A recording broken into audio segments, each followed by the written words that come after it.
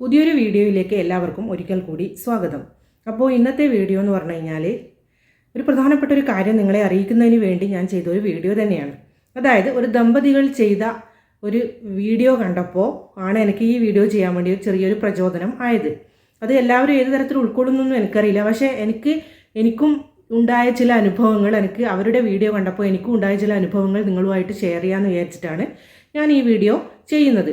അപ്പോൾ എന്താണ് സംഭവം എന്ന് വെച്ചാൽ, നമ്മൾ പല അമ്പലങ്ങളിലും, പ്രശസ്തമായ അമ്പലങ്ങളിലും പോയി കഴിഞ്ഞാൽ അവിടെ എഴുതി വെച്ചിട്ട് കാണാം, ഒരു പൈസ എഴുതി വെക്കും. പൈസ എഴുതി വെച്ചിട്ട് ആ പൈസ അടച്ചു കഴിഞ്ഞാൽ നിങ്ങൾക്ക് ക്യൂവിൽ നിൽക്കാതെ ദൈവത്തെ കാണാം എന്ന് പറഞ്ഞിട്ട് ഉള്ള സംഭവം നമ്മളെല്ലാവരും കണ്ടിട്ടുണ്ടാവും.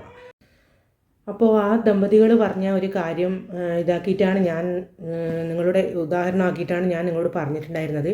അപ്പോൾ അവർ പറയുന്നത് പോലെ തന്നെ ആ അമ്പലത്തിൽ മാത്രമല്ല, ശരിക്കും പറഞ്ഞാൽ നമ്മൾ കൊല്ലൂരൊക്കെ പോയി കഴിഞ്ഞാൽ നമുക്ക് ഇതുപോലെയൊക്കെ കാണാൻ വേണ്ടി സാധിക്കും. അങ്ങനെ ഒരുപാട് അമ്പലങ്ങളുണ്ട്. ഇതുപോലെ പൈസ കൃത്യമായിട്ട് അവരവിടെ എഴുതി വെച്ചിട്ടുണ്ടാവും. ഇത്രയും പൈസ വന്നു കഴിഞ്ഞാൽ നിങ്ങൾക്ക് വേഗം തന്നെ ദർശനം നടത്താം എന്നതിൻ്റെ ഒരു ഹിൻ്റാണ് അവിടെ കൊടുത്തിട്ടുണ്ടാവുക. അപ്പോൾ ഈ ദമ്പതികൾ പറയുന്നത് കേട്ടപ്പോൾ ഭയങ്കര വിഷമമായി. അവർ ഗുരുവായൂർ പോയപ്പോൾ അവരനുഭവിച്ച കാര്യങ്ങളാണ് പറയുന്നത്.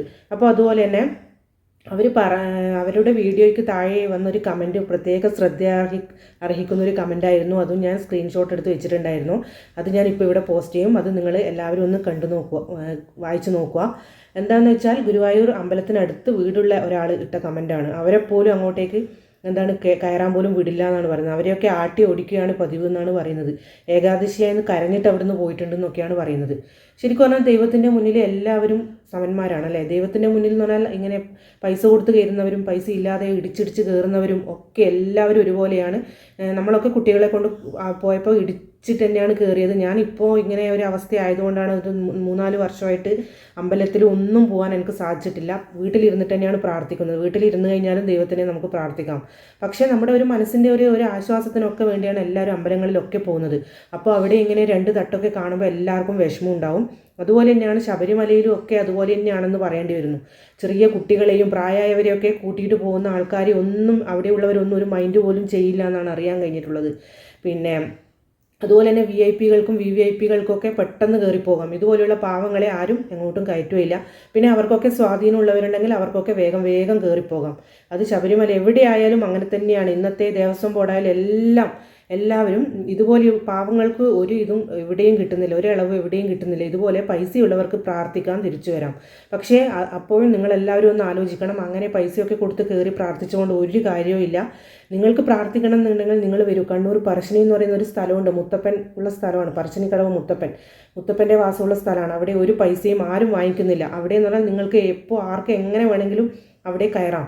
അവിടെയും ഇതുപോലെ പൈസ ഒന്നും എഴുതി വെച്ചിട്ടില്ല. VVIP-കളില്ല, VIP-കൾ ഒന്നുമില്ല. അവിടെ പോയി കഴിഞ്ഞാൽ നിങ്ങൾക്ക് എല്ലാവർക്കും ചായയും അതുപോലെ തന്നെ പയറും അതുപോലെ തന്നെ 1 നേരത്തെ 2 നേരത്തെ 3 നേരത്തെ ആഹാരം നിങ്ങൾക്ക് കഴിച്ചിട്ട് പോകാം.